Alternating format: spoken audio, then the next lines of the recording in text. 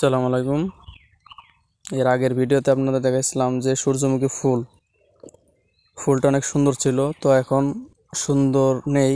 তবে এটার যে মূল কাজ, এই যে আপনার যে ফলটা, এই ফলটা থেকে তেল হয়, সয়াবিন তেল যেটা আমরা খাই রান্না করে, সেই তেলটা।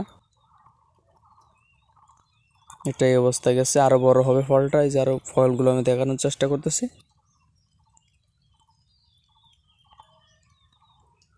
ওই যে পিছনে আরও ক্ষেত, এগুলো সবগুলোতেই তেল হবে।